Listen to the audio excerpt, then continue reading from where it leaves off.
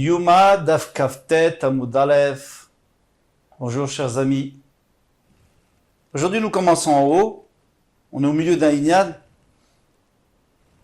C'est que hier on avait vu que le soleil à travers les nuages est plus difficile à supporter que s'il est sans nuages.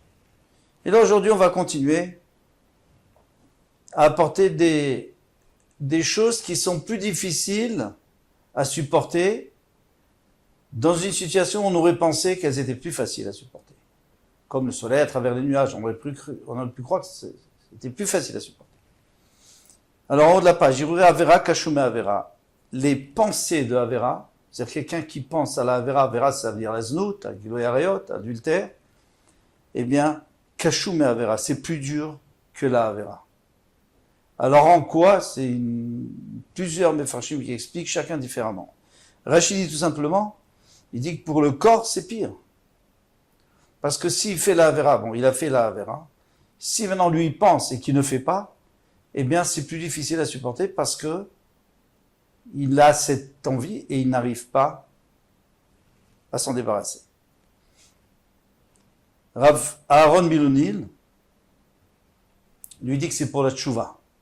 Quelqu'un qui a fait une Avera, il peut faire teshuva facilement parce qu'il a réalisé qu'il a fait quelque chose de très grave. Quelqu'un qui a une mauvaise pensée, c'est difficile de faire teshuva parce qu'il réalise pas qu'est-ce qu'il a fait. Il n'a rien fait, il a juste pensé. Donc c'est très difficile de faire teshuva. Le Sfat Emet lui dit que la pensée, elle abîme le nefesh, donc l'âme, plus que l'acte, parce que l'acte c'est quelque chose de physique, tandis que la pensée c'est quelque chose de moral, c'est quelque chose qui rentre plus à l'intérieur. Mais il faut rajouter pour comprendre le Ben Ishraï. Grâce au Ben Ishraï, on va comprendre aussi mieux le Sfat Emet. Il dit que, bien sûr qu'on parle de quelqu'un qui fait une Avera. Donc, s'il fait une Avera, mais qui n'a pas de pensée, par exemple s'il ne le fait pas exprès, ou s'il n'a pas fait exprès, alors là c'est sûr que l'Avera est moins grave que si en plus il l'a fait exprès. Donc la pensée rajoute à la gravité de l'Avera. Rajoute énormément. Voilà jusqu'ici. Ensuite, Vesimanech, maintenant si tu veux te souvenir, alors je vais te donner un machal, une parabole très simple. Recha de Bisra. Quelqu'un qui sent une odeur d'un michoui, par exemple, c'est plus difficile pour lui, c'est plus difficile pour lui de supporter de ne pas le manger, plutôt que de voir la viande et pas pouvoir la manger.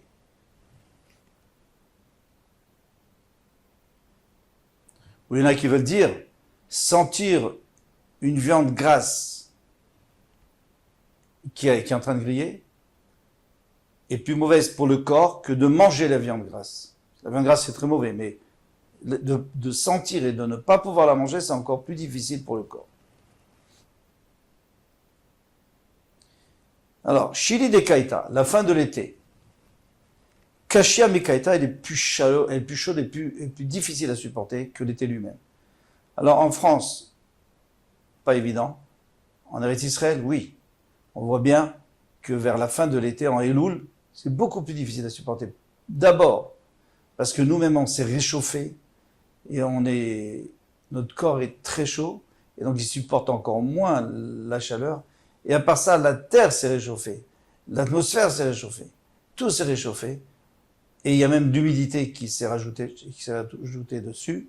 Donc c'est très difficile à supporter. Mais si Malach, et maintenant si tu veux te souvenir, eh bien, regarde le four.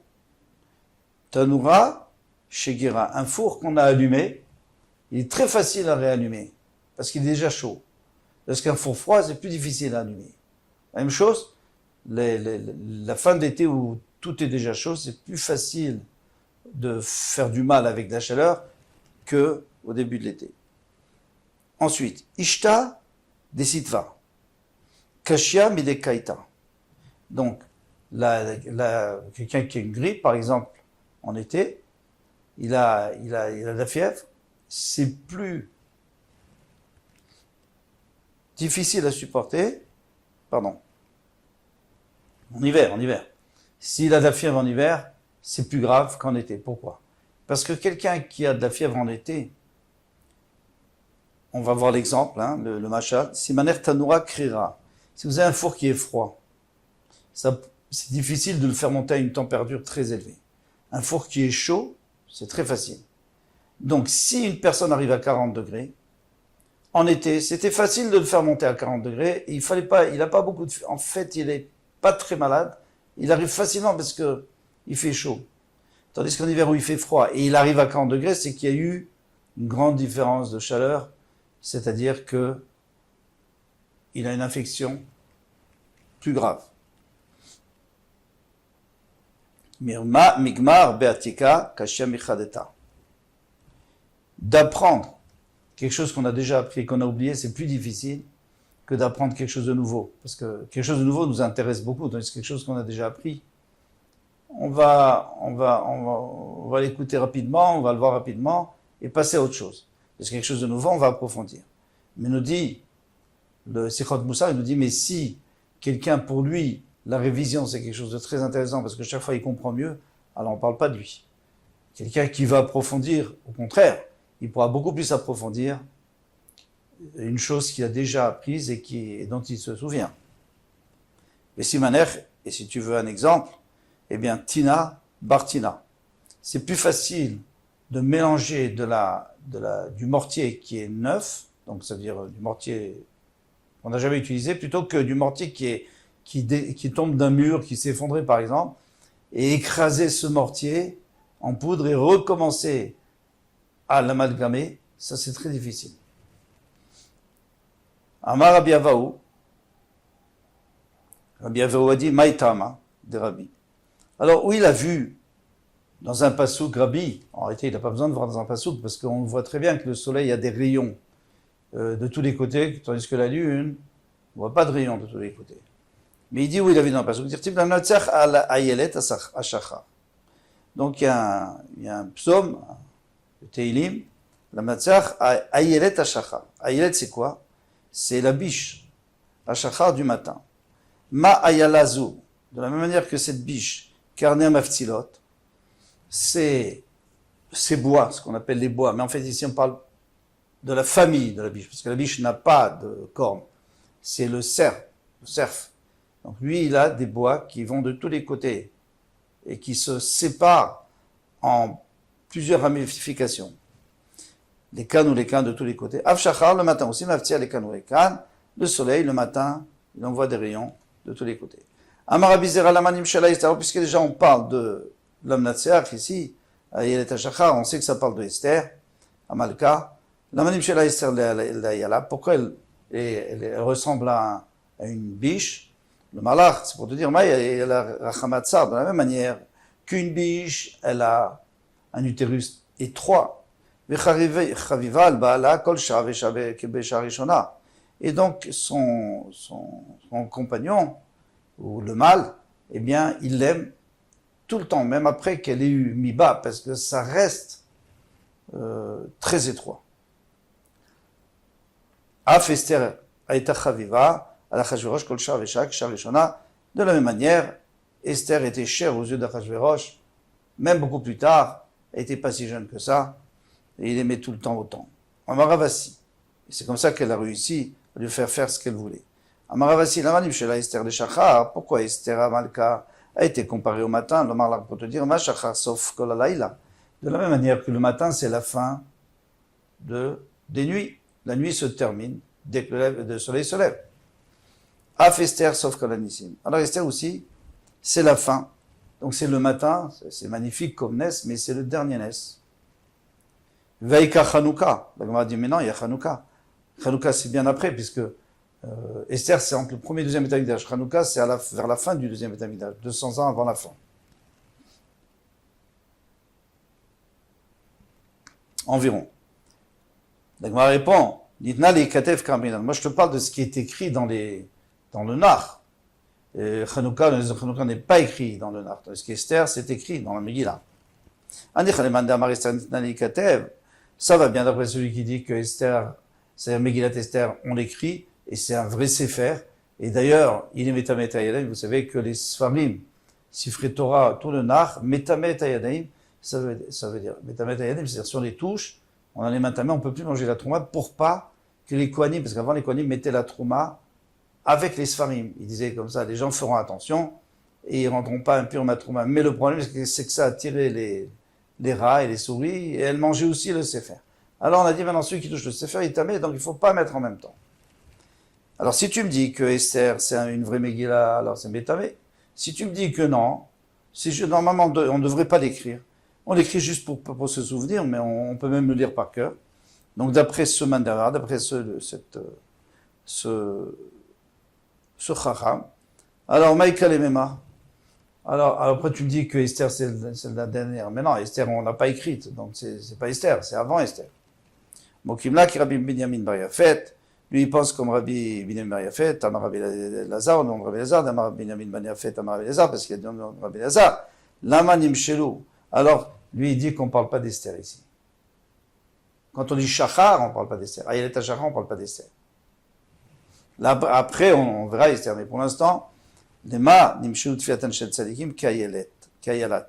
Pardon. Pourquoi est-ce que Lama, pourquoi les Tfilat des Tzadikim sont considérés comme Ayelet, comme Ayalat, donc c'est une biche, mais on avait dit c'est aussi un cerf. Le malin, c'est pour dire Mayala, Kozman Shemigadelet. Chaque fois qu'elle grandit, plus elle grandit, Karnem Avtilot, eh bien ses bois, ses cornes, elles se ramifient.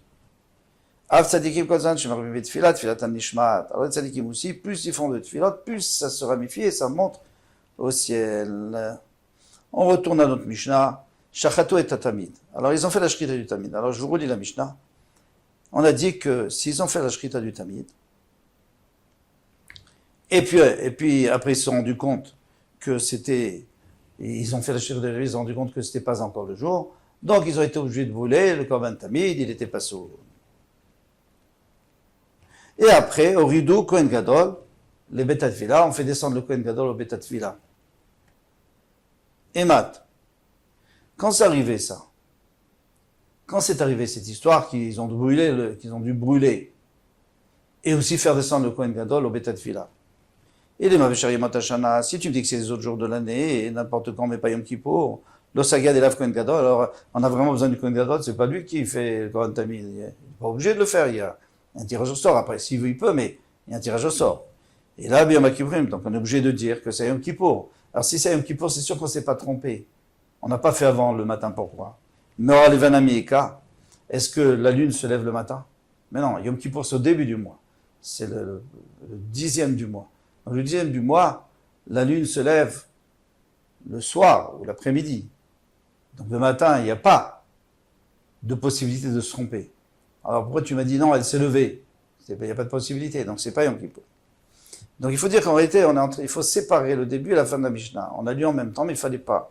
Rikamar, ainsi il faut dire, mais Yom Kippourim.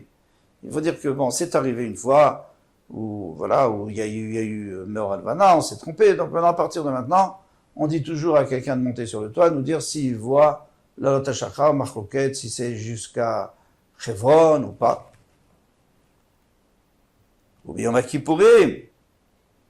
Et à Yom Kippour, qui Amar Barak Barkaï, dès qu'il a dit que le matin se levait, celui qui est sur le toit, eh bien, au rideau, Kohen Gadol et Betat Vila, on fait descendre le Kohen Gadol au Betat Vila pour qu'il se rende pur, pour pouvoir commencer la Avoda du Korban Tamid. Donc, il y a deux parties dans la Mishnah, et on a compris. À demain, Bezrat Hashem.